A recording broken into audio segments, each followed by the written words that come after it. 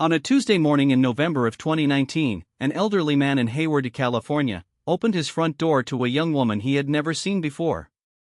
She told him she had accidentally hit his parked car in his own driveway.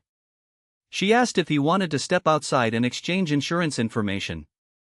The man, 74 years old, retired, husband and father of 3, was alarmed and apologetic. He stepped outside without hesitation. Within 30 seconds, he was in handcuffs. The woman was a Santa Clara County Sheriff's deputy. The car accident was a ruse. And the man, John Arthur Getreu, was about to be told that DNA from a murder scene preserved for 45 years had finally identified him. John Arthur Getreu was born in Newark, Ohio, in 1945. His father served in the United States military, and the family moved frequently throughout John's childhood. They spent his teenage years in West Germany, living on an American military base. He was 18 years old in 1963 when a 15-year-old girl named Margaret Williams attended a Saturday night dance at an American youth club. Witnesses placed Getreu and Williams walking together after the dance. Her body was discovered the next morning on a baseball field behind the club. She had been sexually assaulted and strangled. German authorities arrested Getreu within 24 hours. He was convicted of the murder by a German court and served a sentence in a German prison. By the time he returned to the United States in his late 20s, the records of that conviction were buried in international archives that American police never accessed. Back in America, Getreu began the long, slow construction of a normal life. He met and married a woman who would stay with him for over 50 years.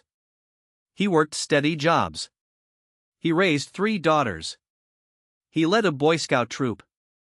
He attended church regularly. And in the spring of 1973, while living near Palo Alto, California, just a few miles from Stanford University, a 21-year-old Stanford student named Leslie Marie Perlov was found murdered in a wooded area off Page Mill Road. She had been raped and strangled. Less than a year later, in February of 1974, a 19-year-old Stanford student named Janet Ann Taylor was found murdered along the same stretch of road. Same method. Same isolated wooded location.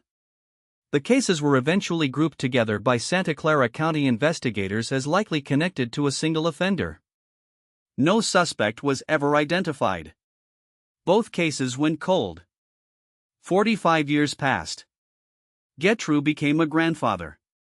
The detectives who originally worked the Perlov and Taylor cases retired. Some died. The Santa Clara County Sheriff's Department, like most American police forces, accumulated boxes of unsolved cases that nobody had time or means to revisit. In 2017, the genealogy testing company Ancestry.com and its competitors had collected DNA samples from millions of Americans. The new technique of investigative genetic genealogy, which had been used the year before to identify the Golden State Killer in California, allowed investigators to take DNA from old crime scenes and match it not to a direct suspect but to distant relatives in public databases. The relatives became a family tree.